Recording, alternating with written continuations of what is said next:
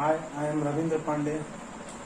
So, after finishing the chapter number 7, that was aggregate demand, aggregate supply, and related concept, we need to move the very next chapter, that is short run equilibrium output. Okay. तो what is short run? Short run है क्या? Short run मतलब short period of time. ठीक है? Short period of time. ठीक है? It is the period of time during which technology plays no role in the determination of output in economy. ठीक है? अब इसको अच्छे से समझते हैं. We cannot increase technology in short period of time, but labor can be increased. ठीक है? इसके एक साथ पढ़ने का मतलब है कुछ मेरा, और जो है ये इसको अच्छे से समझाने के लिए मैंने एक साथ इसको पढ़ा. ठीक है? शॉर्ट रन क्या है? Short run period of time है. क्या है? पीरियड ऑफ टाइम जिसमें टेक्नोलॉजी का कोई रोल नहीं है. यानी वैसे भी कोई भी इकोनॉमी में प्रोडक्शन में ड्रास्टिकली चेंज लाना है या इंक्रीज करना है, मैक्सिमाइज करना है, तो क्या टेक्नोलॉजी तुरंत उसमें इन्वेस्ट किया जा सकता है? टेक्नोलॉजी तुरंत लगाया जा सकता है? नहीं. टेक्नोलॉजी लगाने से क्या होता था? हमारा पीपीसी कर जो है फॉरवर्ड शिफ्ट होता था, राइटवर्ड शिफ्ट होता था. ठीक है? यानी प्रोडक्शन हमारा बढ़ता था. टेक्नोलॉजी, नया टेक्नोलॉजी यूज करने से, नया टेक्नोलॉजी यूज करने से क्या होता था? प्रोडक्शन हमारा बढ़ता है. लेकिन शॉर्ट पीरियड, शॉर्ट रन मतलब शॉर्ट पीरियड ऑफ टाइम में क्या टेक्नोलॉजी नया, एकदम से नया टेक्नोलॉजी ले आना प्रोडक्शन के लिए ये पॉसिबल है? नहीं पॉसिबल. ठीक है? तो इसमें पॉसिबल क्या है? शॉर्ट रन में, शॉर्ट पीरियड ऑफ टाइम में पॉसिबल क्या है? तो पॉसिबल है हम लेबर, नंबर ऑफ एम्प्लॉयमेंट बढ़ा सकते हैं, नंबर ऑफ लेबर बढ़ा सकते हैं, उसके जरिए हम लोग प्रोडक्शन बढ़ा सकते हैं. तो but labour can be increased. Number of labour बढ़ा सकते हैं यानी नंबर ऑफ एम्प्लॉयमेंट बढ़ा सकते हैं. तो एम्प्लॉयमेंट लेवल बढ़ने से क्या होगा? आउटपुट बढ़ेगा, प्रोडक्शन बढ़ेगा. ठीक है? ज्यादा नंबर ऑफ पीपल काम करेगा तो क्या होगा? प्रोडक्शन ज्यादा होगा. तो एम्प्लॉयमेंट लेवल से क्या होगा? एम्प्लॉयमेंट लेवल का क्या रिलेशन है आउटपुट के साथ? तो डायरेक्ट रिलेशन है. ज्यादा नंबर ऑफ पीपल रहेगा तो ज्यादा एम्प्लॉयमेंट रहेगा तो क्या होगा? ज्यादा आउटपुट, ज्यादा प्रोडक्शन होगा. ठीक है? लेकिन if full employment level is reached then output can not be increase further. ठीक है? ये सिंबल है इंक्रीज का. ठीक है? एक सैचुरेशन पीरियड होता है कोई भी चीज का. ठीक है ना? तो आप एम्प्लॉयमेंट बढ़ाते जा रहे हैं, नंबर ऑफ लेबर बढ़ाते जा रहे हैं, प्रोडक्शन बढ़ता जा रहा है. ठीक है? उसी रेशियो में बढ़ता जा रहा है. ठीक है? लेकिन हर का एक सैचुरेशन पीरियड होता है, एक सैचुरेशन टाइम होता है. तो वहां के बाद फिर प्रोडक्शन नहीं बढ़ेगा. ये एग्रीकल्चर में भी आपने पढ़ा होगा. ठीक है? तो वही बात है कि एक सैचुरेशन पीरियड है, उसके बाद जो है एम्प्लॉयमेंट बढ़ाए तो आउटपुट हमारा नहीं बढ़ेगा. ठीक है? तो ये एक कॉन्सेप्ट था, इसके रिगार्डिंग ये बता दिया मैंने. ठीक है? अब शॉर्ट रन हमने देख लिया. चैप्टर का नाम है short run equilibrium output. Short run हमने देख लिया. अब इक्विलिब्रियम आउटपुट देखते हैं. ठीक है? तो इक्विलिब्रियम क्या है? इक्विलिब्रियम आपने केमिस्ट्री में पढ़ा होगा. Net forward reaction, net backward reaction, जहां इक्वल हो जाए. ठीक है ना? वही है ना equilibrium state. Input equal to output. ठीक है ना? तो इसमें क्या है, इकोनॉमिक टर्म में, इकोनॉमी के रिस्पेक्ट में हम देखेंगे. इक्विलिब्रियम आउटपुट को कहने का मतलब जहां इक्विलिब्रियम आउटपुट क्या है? तो also known as equilibrium income. ठीक है? ऐसा कंडीशन जहां aggregate supply is equal to aggregate demand हो जाए. यानी कि what producers wish to produce is exactly equal to what the buyers wish to buy.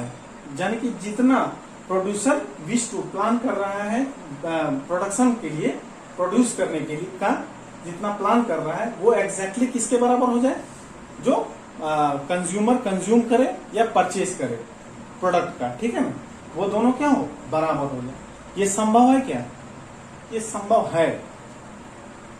ये एक्चुअली आइडियल कंडीशन है. इससे क्या होगा? जितना एग्रीगेट डिमांड है, एग्रीगेट सप्लाई है, दोनों बराबर हो जाएगा तो क्या होगा? हमारा वेस्टेज नहीं होगा. हमारा बेकार का स्टॉक हमको नहीं जमा करना पड़ेगा प्रोडक्ट्स का. ठीक है ना? और हमें लॉस नहीं होगा. ठीक है? हमें प्रॉफिट होगा. ठीक है ना? हमेशा प्रॉफिट होगा. ठीक है ना? तो ये आइडियल कंडीशन है एक तरह का, ठीक है ना।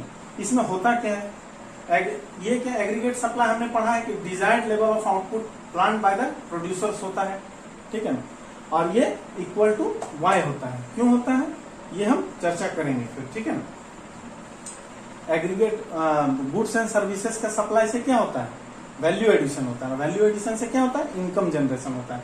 इसीलिए इसको also known as equilibrium income, यही इसलिए बोला गया। एग्रीगेट सप्लाई यहाँ क्या होगा, इनकम के जो है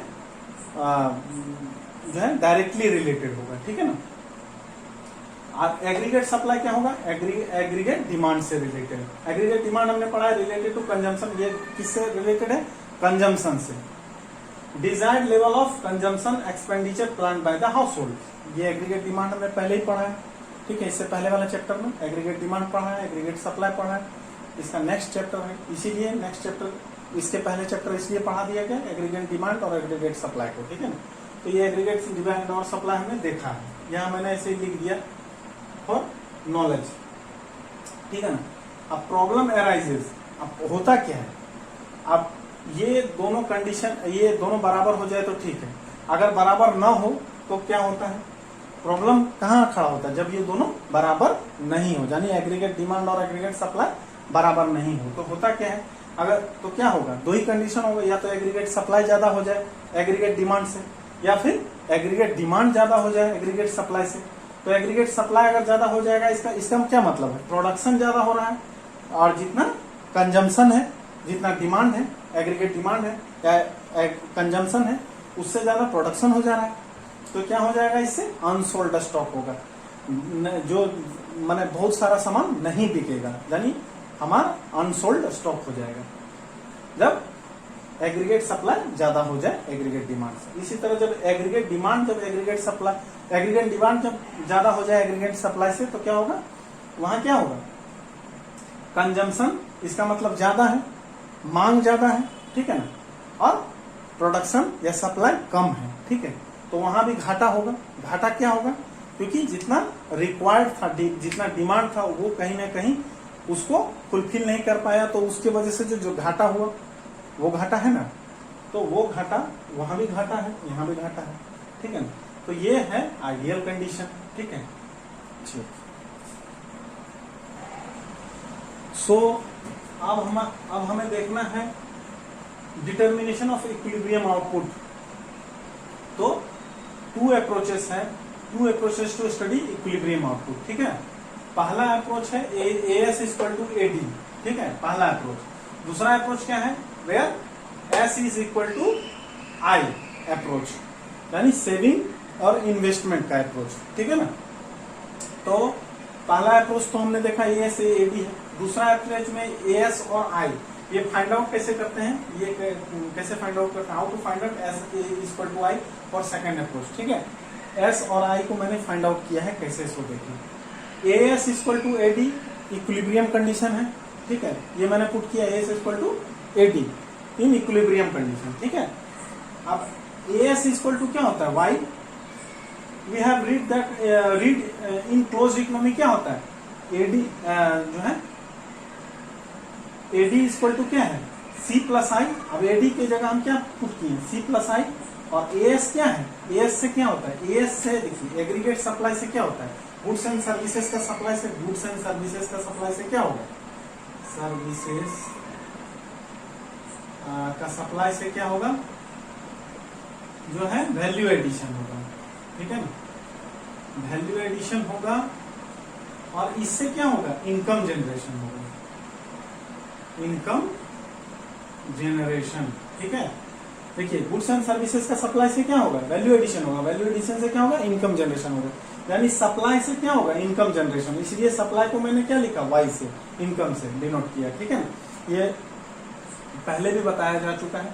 और एग्रीगेट डिमांड क्या होगा, क्लोज्ड इकोनॉमी में सी प्लस आई, ठीक है, सी प्लस आई, और वाई इक्वल टू क्या होता है, सी प्लस एस।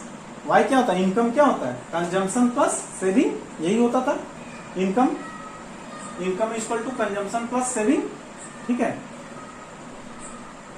अब दोनों को रिलेट किए हम तो क्या आया, सी को इधर ले आए, तो ये सी गया, ठीक है ना, और S इक्वल टू आई आ गया। ये सेकंड अप्रोच के लिए हमें मिल गया इक्वेशन, ठीक है।